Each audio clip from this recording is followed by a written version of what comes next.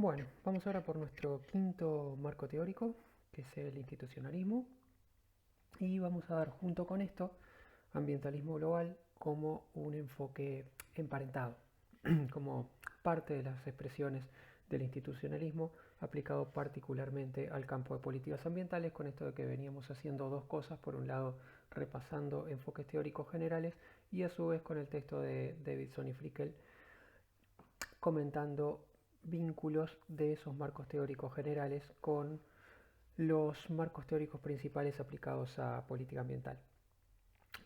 De todas maneras, avisar desde ya que con institucionalismo pasa, con el texto de Malamud, que es el que ponía como referencia para esto, un poco lo mismo que pasaba con el elitismo. Decía que el elitismo lo mencionaba apenas Malamud, pero no lo desarrollaba demasiado. Con el institucionalismo pasa lo mismo. Malamud, sobre el final de su texto, menciona a algunos autores de la corriente institucionalista, cita algunas líneas sobre ese tipo de enfoque, pero sin demasiado desarrollo. Así que, más que decir este tema lo estamos dando en base a Malamud, diría: queda esa referencia al pasar de Malamud como ítem vinculado a esto en el texto principal. De todas maneras, como Malamud de lo que más se encarga en profundidad es del marxismo y el pluralismo, institucionalismo queda entonces como tema complementario agregado a los anteriores.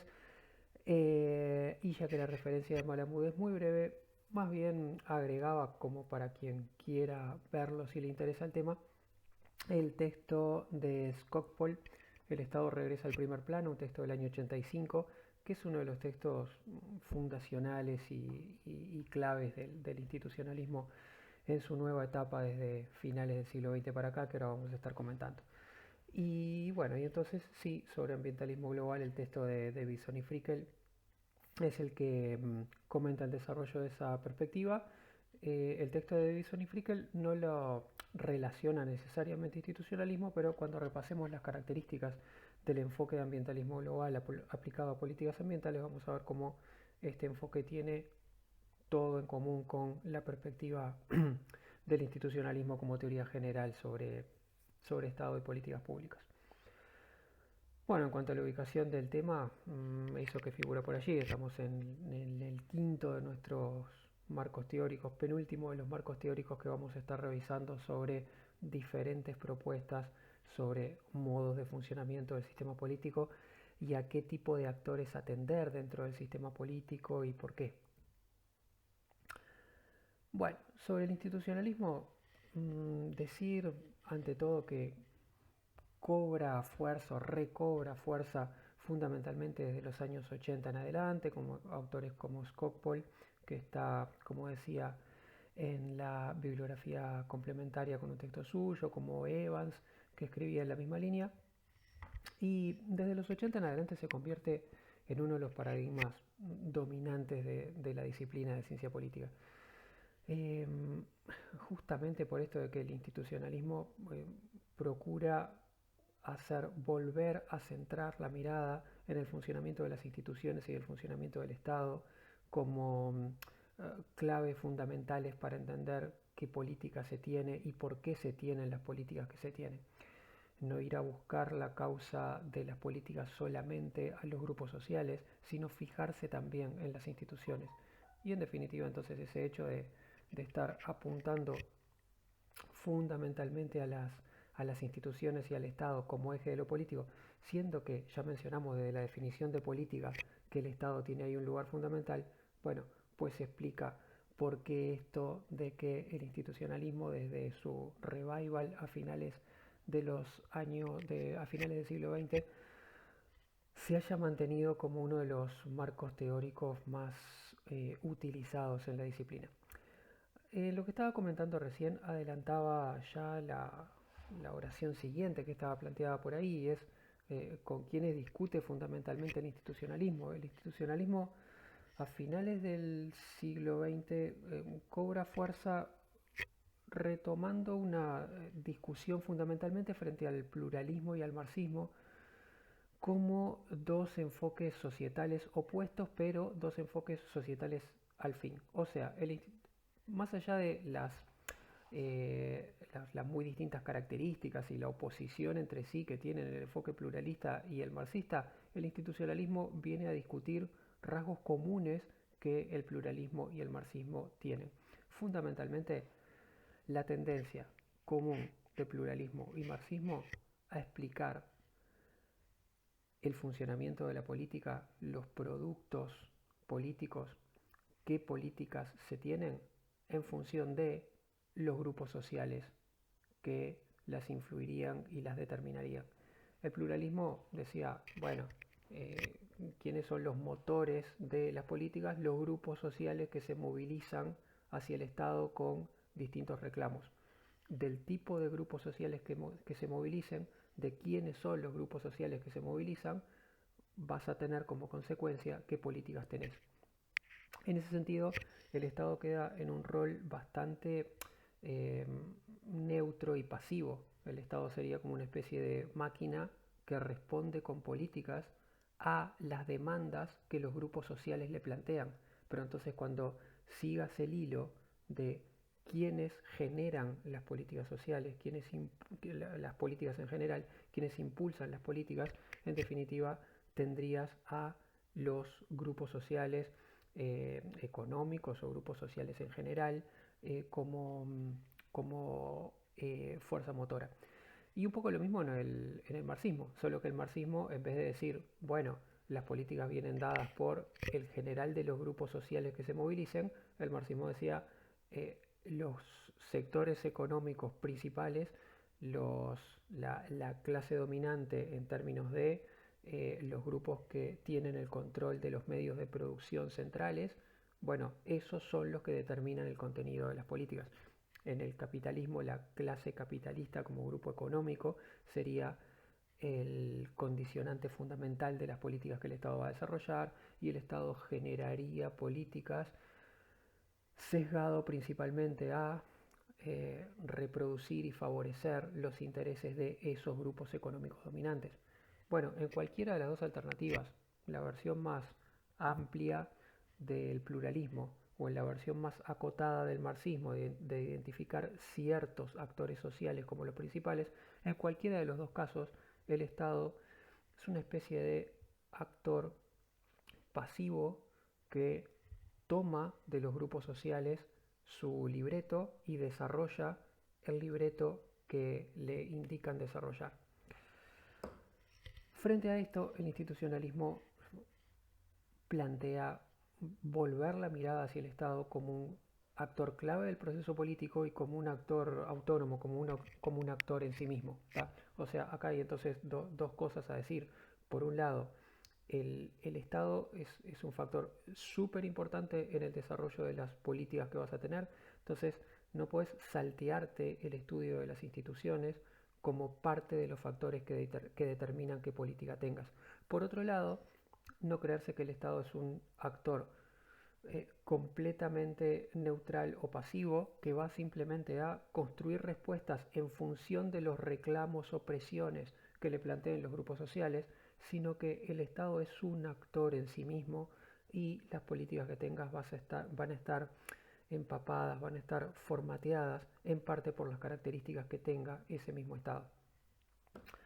Por último, plantear, como por último dentro de estos planteos introductorios, plantear que el institucionalismo ya trae explícitamente un giro que empezaba a perfilarse con el neocorporativismo respecto a cuál es la intención del marco teórico que se presenta. Ya habíamos dicho que el elitismo, el pluralismo y el marxismo discuten en términos de explicaciones globales sobre el universo. Cada una de esas teorías lo que estaba buscando explicar era el conjunto de la dinámica social y política. Y decían, bueno, esto que estamos planteando, ¿qué ilustra, qué describe el funcionamiento de la sociedad en general? ¿Tá? Estas son las claves fundamentales de la historia humana. Decíamos que en la discusión entre neocorporativismo y pluralismo, eso empezó a cambiar, porque la discusión empezó un poco con ese tono de explicar todos los contextos y todas las situaciones, y de a poco empezó a perfilarse, empezó a decantar una idea de, bueno, en definitiva, capaz que el pluralismo está describiendo mejor algunos escenarios y el neocorporativismo otros, en términos de políticas o en términos de países. Con el institucionalismo se completa este giro y se hace explícito. Los autores institucionalistas de fines del siglo XX que empiezan a plantear frente a estas otras corrientes, eh, el análisis político es como que se estuvo olvidando del rol del Estado en todo esto y hay que volver a atender al Estado con mayor énfasis, decían explícitamente, con esto no estamos queriendo decir que entonces ahora tenemos que buscar en el Estado y las instituciones la razón de todo. No estamos diciendo que el factor dominante necesariamente en la explicación de las políticas son las instituciones y el Estado. Lo que estamos queriendo decir es que es una pieza que hay que sumar a lo anterior. Que así como los marxistas dicen hay que estudiar la estructura de clase y los poderes económicos dominantes para explicar las políticas, y así como el pluralismo decía, hay que estudiar el conjunto de actores sociales movilizados sobre un tema para explicar esa política, los institucionalistas dicen, bueno, pues agrega la pieza de estudiar también la estructura del Estado y las instituciones que tenés. A partir de acá entonces estamos hablando no de teorías que busquen explicar el universo completo en función de una clave específica, sino teorías que se plantean enfocar un cierto tipo de actores, un cierto tipo de articulaciones y agregar esa baldosa a las baldosas y los aportes que hacen otras teorías. Y así la discusión teórica se va encaminando al tipo de planteo que comentaba en alguno de los temas anteriores, y es en ver estos marcos teóricos no necesariamente en términos de camisetas teóricas que uno se tiene que poner sí o sí, qué teoría considero más válida que qué otra, sino tener en cuenta también estas teorías como escenarios alternativos posibles que se pueden estar presentando cuando vaya a estudiar una política concreta. Bueno, y así pues lo sugerían entonces los institucionalistas, decir, hay que atender el Estado y las instituciones, no significa decir los actores sociales en realidad no importaban, sino sí importan, pero no perdamos de vista este componente también. Bueno, a lo segundo que quería ir es al sustrato del asunto y es a los distintos motivos por los cuales los autores institucionalistas señalan que es importante atender al Estado y las instituciones en su influencia sobre las políticas que vayas a tener. Por un lado, el tema de que el Estado es el que ejecuta las políticas y a veces el que concibe e impulsa las políticas desde su inicio. Acá el punto sería, por un lado, más allá de que quienes impulsen una cierta política sean actores sociales, quien va a tener que después sancionar esa política como tal y va a tener que implementarla y desarrollarla es el Estado. Entonces, los contenidos de política que tengas van a estar muy determinados por el Estado que tenías. Este es uno de los argumentos claves del institucionalismo. Las instituciones que tengas, el Estado que tengas, eh, condiciona qué podés hacer en términos políticos. Ahí entonces las capacidades estatales se vuelven un tema fundamental. Que tu Estado tiene experticia para hacer qué cosas, tiende a hacer qué cosas, tiene estructuras creadas para hacer qué cosas y tiene debilidades o tiene poca estructura o poca capacidad para hacer qué otras cosas. Esa dotación de estructuras y capacidades va a estar condicionando mucho lo que se puede hacer en adelante. Por otro lado, segundo de los factores, el funcionariado estatal es un actor en sí mismo, así como uno puede decir, bueno, puedo identificar tal grupo social con determinados intereses o tal otro grupo social con tales otros intereses, el Estado incluye intereses en sí mismo. Los actores que están adentro del Estado son también actores del proceso político con intereses propios, no idénticos a los de otros actores por fuera del Estado, así que hay que tener en cuenta también al Estado no solo como un vehículo para hacer cosas, sino también como instituciones que están llenas de gente y de actores políticos en sí mismos, que tienen sus intereses propios, su mirada propia sobre las cosas, y entonces también qué mirada tienen los funcionarios estatales sobre las políticas es algo súper importante, porque seguramente cierta influencia sobre el desarrollo de políticas que tengas pueden estar teniendo. En cuanto a la influencia de las reglas sobre el conjunto de los actores, este factor trasciende incluso al Estado y va sobre los propios actores sociales. A lo que apunta es a que si las instituciones son el conjunto de reglas con el que funcionamos, reglas formales y reglas informales, reglas formales sancionadas que están escritas en alguna parte y reglas no formales que no necesariamente están escritas en algún lugar, no necesariamente constituyen una normativa, pero son pautas que se siguen tradicionalmente al actuar y desarrollar acciones sobre cierto asunto. Bueno, las instituciones como conjunto de reglas influyen primero, sobre el comportamiento del conjunto de los actores. Acá lo que plantea la corriente es, no se trata de que los actores políticos tengan determinados intereses y por tanto determinado comportamiento y van a hacer esto sí o sí. Los actores políticos se acomodan a qué hacer y de qué manera tratar de llegar a conseguir sus intereses dependiendo de la estructura de reglas que haya.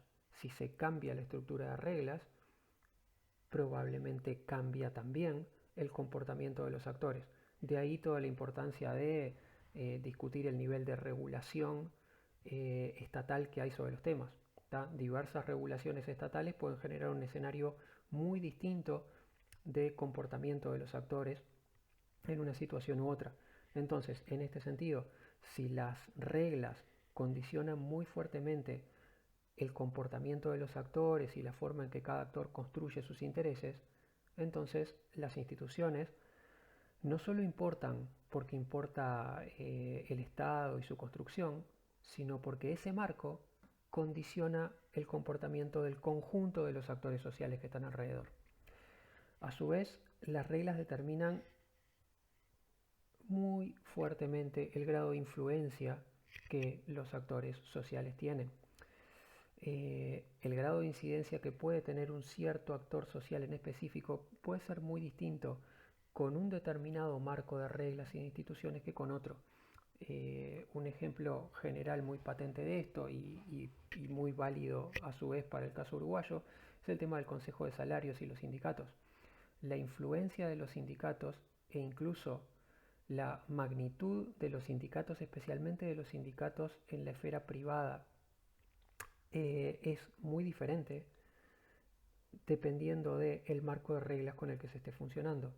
Funcionando con consejos de salarios convocados de manera continua para negociar las condiciones salariales en cada área, de manera de determinar el conjunto de las condiciones para todo un rubro productivo.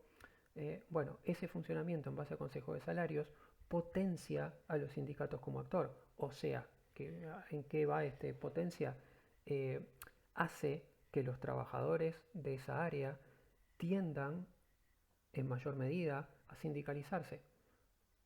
Por tanto, tenés sindicatos, especialmente en el área privada, más presentes, con más afiliación y más fuertes. Ahora, ¿por qué está dado eso? En gran medida porque generaste un marco institucional que ambienta y empodera a ese tipo de actor. Ahora, dejas de convocar consejos de salarios, dejas de eh, fijar un mismo marco de reglas para todo un rubro productivo y pasas a decir que en cada empresa los trabajadores y los propietarios pueden arreglarse del modo que quieran, escenario que tuvimos a comienzos de la década de los 90, y eso genera una caída muy fuerte de afiliación y de influencia en los sindicatos privados.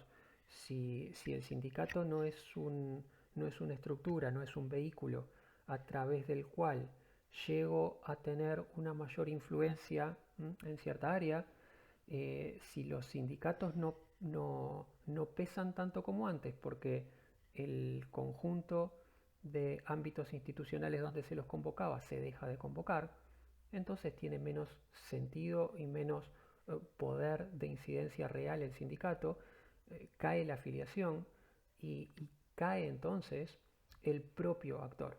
Este tipo de ejemplos lo que muestra es que los actores sociales no son cosas que existan ahí afuera por sí mismos con independencia del marco de reglas, con independencia del marco institucional que utilices, sino que muy por el contrario, el conjunto de actores sociales que tengas y el grado de influencia que cada uno tiene está muy determinado por, muy influido por el marco institucional, el marco de reglas con el que funciones. Por último, el factor de influencia a largo plazo. Las instituciones tienden a ser estables a largo plazo una vez que construiste instituciones con cierto cometido y cierta orientación de funcionamiento, eh, generan una tradición que se va solidificando, se va haciendo carne en el aparato estatal de manera durable. ¿A qué va el institucionalismo con este planteo de la influencia de largo plazo de las instituciones? A que el crear instituciones para encargarse de cierto tema, llevando adelante determinadas orientaciones, no es algo que condicione solamente el hoy de la política, sino que un factor bien importante es que ese movimiento condiciona el desarrollo de las políticas a largo plazo. Posiblemente las cosas que dentro de 20 años puedas plantearte hacer, posiblemente las cosas, los modos en que dentro de 10 o 20 años respondas a nuevos desafíos, van a estar dados, van a estar influidos por aquellas construcciones institucionales que hiciste antes. Las construcciones institucionales que hicimos hace 20 años o hace 10 años nos dejan en una cierta situación para responder a los problemas ahora. Cuando ahora afrontas un nuevo problema, una nueva oportunidad de hacer algo, eso viene en muy medida influido por, bueno, ¿y qué es lo que había hecho antes que me dejó con qué tipo de herramientas en la mano? En este sentido, las instituciones son como herramientas, ¿no? Como herramientas que tengo en la mano y con las que puedo responder de cierta manera, o como herramientas que no tengo porque yo la construcción no la había hecho hacia este lado, sino hacia tal otro. Entonces, eso, cuando el Estado construye sus instituciones, lo que está haciendo es algo así como poniéndose ciertas herramientas en la mano, ciertas herramientas y no ciertas otras.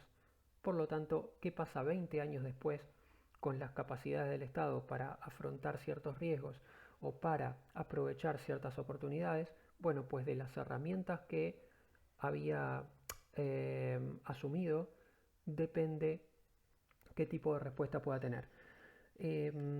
Esto en términos institucionalistas se ha llamado en inglés path dependence, se podría traducir por dependencia de la trayectoria. Habitualmente se traducen estos términos de dependencia de la trayectoria o dependencia del trayecto.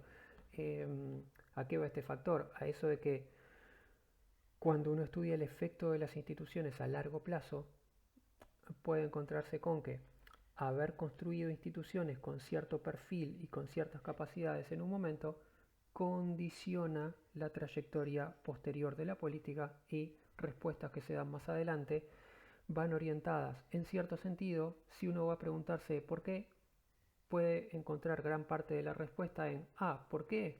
Porque 20 años antes se había generado esta área con estas capacidades, se había generado esta política con este rumbo. Dado que las instituciones tienden a mantener cierta estabilidad y a crecer por acumulación, bueno, pues la política a partir de ahí es como que elige un rumbo, fija un rumbo y tiende entonces a mantenerse en ese rumbo más fácilmente que a cambiar bruscamente de dirección y apuntar hacia otro lado. La conclusión general sería modificarle el rumbo drásticamente a las instituciones es difícil. Las instituciones tienden a arrastrar el rumbo y el impulso con el que vienen. En ese sentido, influyen a largo plazo el rumbo que termina tomando todo el sistema político. Qué tipo de respuestas prefiere y qué tipo de respuestas se le hacen más complicadas. No habría que tomar esto en términos tan deterministas, y dado que los institucionalistas decían, no es que las instituciones determinen todo, no habría que tomarlo en términos tan deterministas como pensar, no hay manera de cambiarle a una institución su perfil, su orientación y el tipo de respuestas que aplica. Sí, lo que plantea el institucionalismo es difícil, y para las instituciones es más fácil y tienden más fácilmente a responder en términos de el herramental que conocen, el tipo de argumentos que conocen y el tipo de orientación que tienen desarrollado a largo plazo, que eh, es más fácil eso que inventar respuestas nuevas. Eso, y esto después lo podemos ver en la conversación del foro, por supuesto que aplica, y bastante de esto ya hemos hablado incluso en el foro anterior, aplica al mismo contexto actual de crisis de coronavirus, y a qué herramientas tenés para responder y por qué tipo de herramientas respondes más fácil y por dónde se te complica más, tiene que ver con qué instrumentos tenías en las instituciones ya desarrollados, porque en momentos anteriores, por X razones que pueden incluso no tener nada que ver con el contexto de desafío actual, bueno, las herramientas que construiste antes te facilitan o te complican responder a unas cosas y a otras no. Para terminar, y ahora para terminar sí completamente con el tema, planteaba hacer un repaso del texto de Davidson y Frickel respecto a principales marcos teóricos en el estudio de las políticas ambientales, para hacer un vínculo entre ese texto y el enfoque institucionalista. Para empezar, haría un apunte colateral, y es que el texto de Davison y Frickel, ya hablando del pluralismo, y hablando del pluralismo como doctrina dominante en el estudio de las políticas ambientales fundamentalmente en Estados Unidos, eh, eh, dicen, ya el enfoque pluralista aplicado a políticas ambientales tendió a hacer más foco en el Estado de lo que es habitual en la teoría.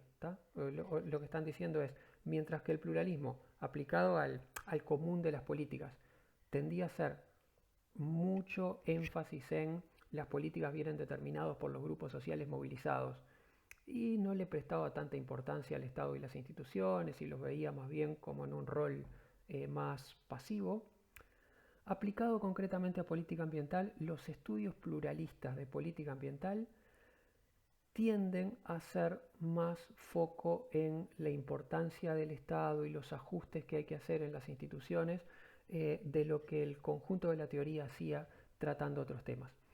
Y esto creo que es bastante lógico, por diversas cuestiones.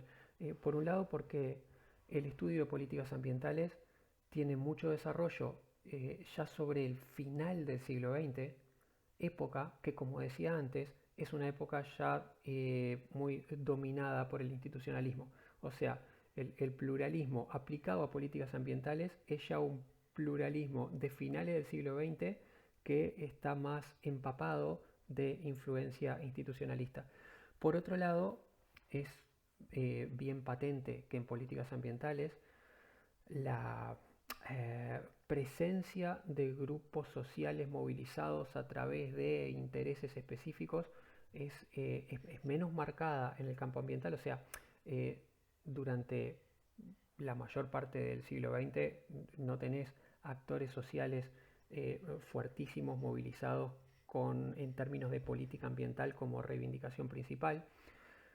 Entonces, a diferencia de otras políticas, a diferencia de políticas de carácter económico, los actores sociales propiamente ambientales, propiamente ambientalistas en esa agenda, son actores más marginales.